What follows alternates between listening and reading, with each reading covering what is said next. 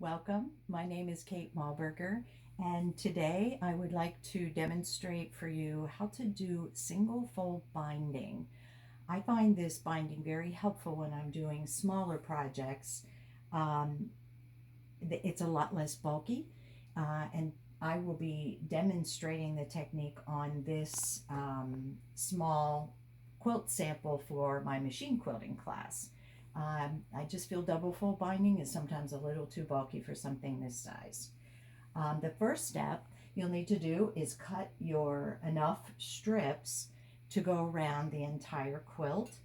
These are cut 1¼ inch, and it's exactly 1/2 of the normal 2½ inch strips that we use for double fold.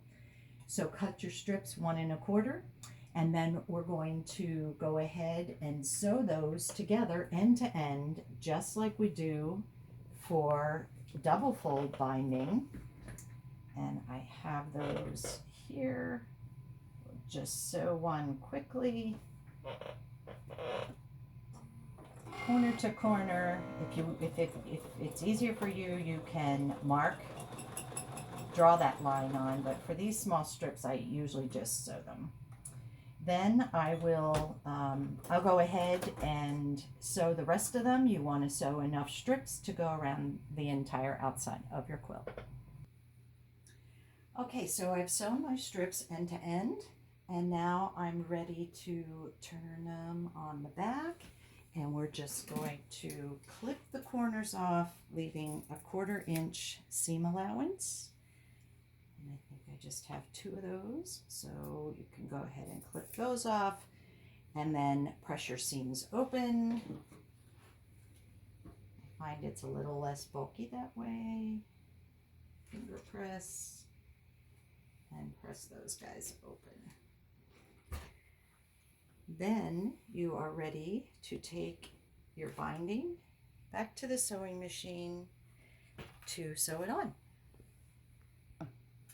Okay, we're ready to sew our single fold binding down. We're going to place it right sides together on top of your quilt, your finished quilt. Leave about good 12 inches free. We want to have a nice long flap to work with at the end. And I'm going to start sewing then about 2 inches away from the first corner. Put this in my machine. You can do this with a walking foot as well. I just have a 1/4 inch foot on here right now. Okay, so I'm going to just start sewing until I get close to the edge. I want to stop about a 1/4 inch away from the edge of the quilt and go backwards just a few stitches. Then I'm going to actually take the whole quilt out of the machine and turn it so that I can flip my binding up like this. Since I stopped a 1/4 inch away, I can create a straight edge with my binding. Have a right angle here and a 45-degree angle, and fold it down right on the edge. Just like that. This is the same way you're probably already doing your double fold binding. Same way you'll do your corners.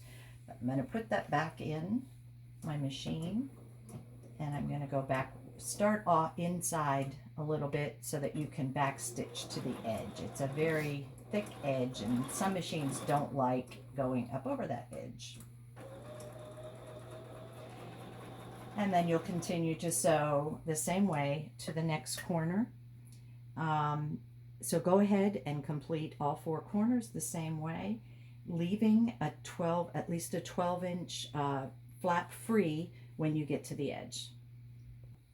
Okay, I've just completed sewing all 4 corners, and I have 2 at least 12 inch tails that I can now join together.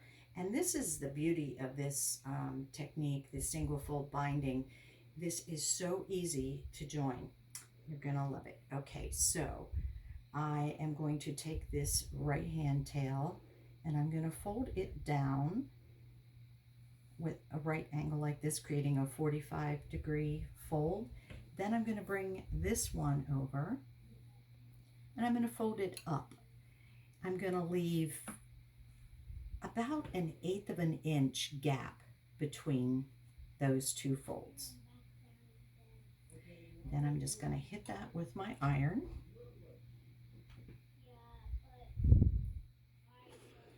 And bring those then together. I'm going to line them up. Those two folds will have to kind of gather the quilt and bring those two creases together just like that and pin them. That crease is going to be our sewing line to join these. Sometimes, like in this case, I find it hard to see the crease, so I usually take my ruler and lay it right across that crease and the pins and just use a disappearing marker of any kind to draw that crease. That way I can make sure that I can see it when I go to the sewing machine.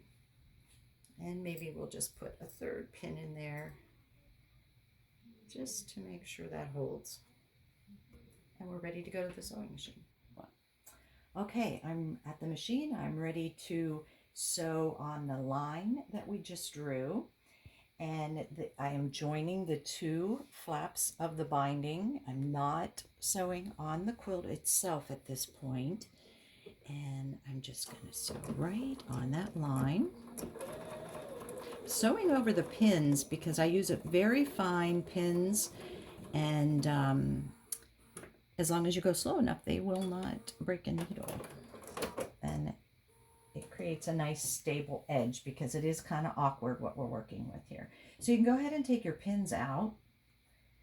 Before I cut off the extra binding flaps, I like to lay it down on top of the quilt just to make sure that I've measured correctly and that is going to fit nicely, and it sure looks like it is.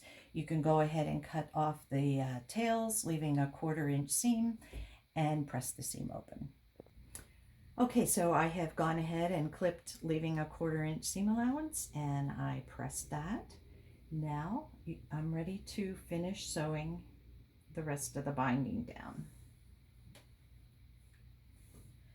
Put it under my machine.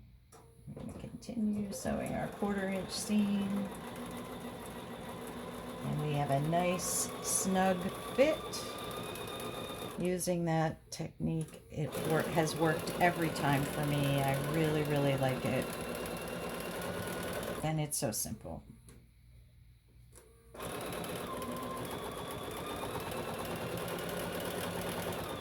And at the end.